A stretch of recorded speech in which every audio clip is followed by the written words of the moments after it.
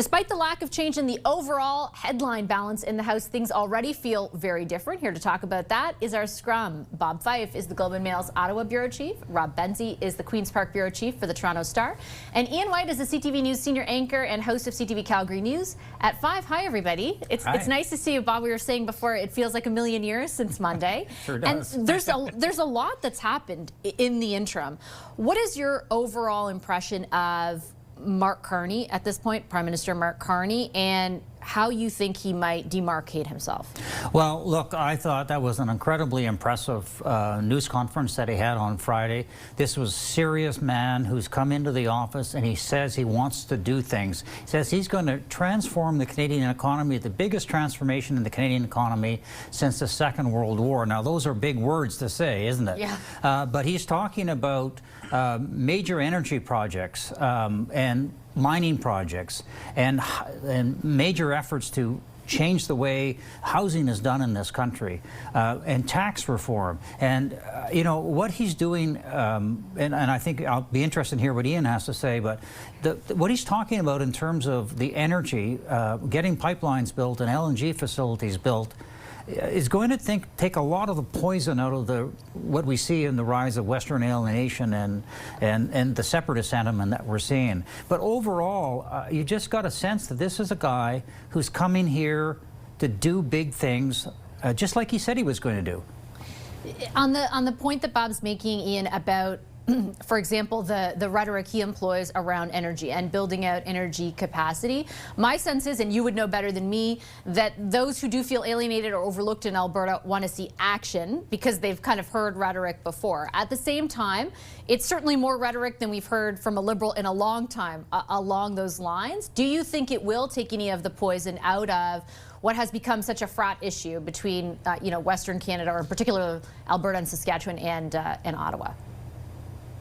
Well, one thing I find interesting about Mark Carney is that he grew up in Edmonton.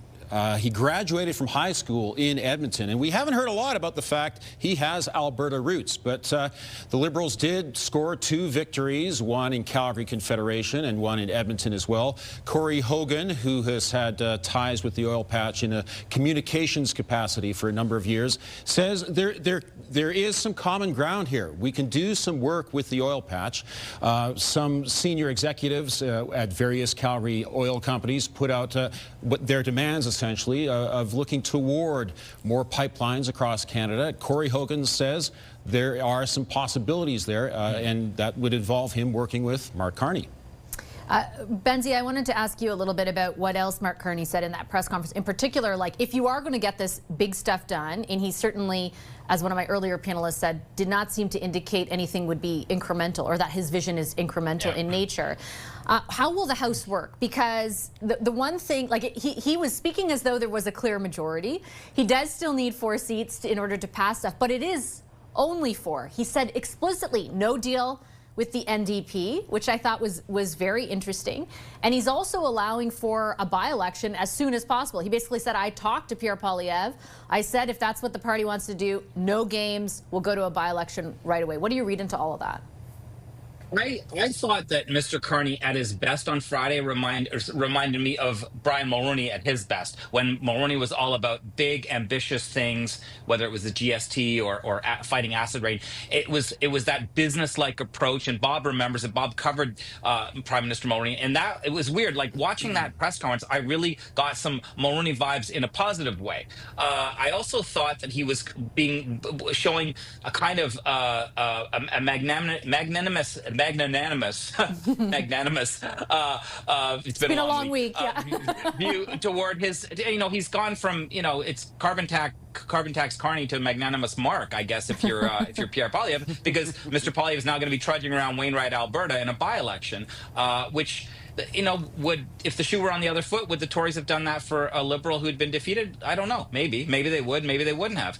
I just think that it was smart, though, because I think Canadians know we have some serious challenges, and they don't want any games. They don't want partisan. They want Parliament to work. It hasn't worked for a very long time. Actually, you and I talked about this on Friday, about how it just seems so different from Justin Trudeau. He just seemed like a different beast, and he's talking about getting rid of interprovincial trade barriers by Canada Day. That's a big, hard thing to do. But I know that premiers like Doug Ford here at Queen's Park, they want to hear that kind of message. They want to get stuff done because we have huge challenges in this country, not just with Donald Trump, but beyond that. We really need to take a good hard look at how this federation works. And I think that hopefully he can govern like he's not worried about every vote and having to sign stupid deals with the Bloc or the NDP or relying on Elizabeth May to save his bacon. You know, it would be really nice for Canadians if Parliament worked. Yeah, I'm glad he attached some dates to everything because we will be able to judge that in pretty short order, Bob. I wanted to ask about the Conservatives too because they're going to meet on Tuesday.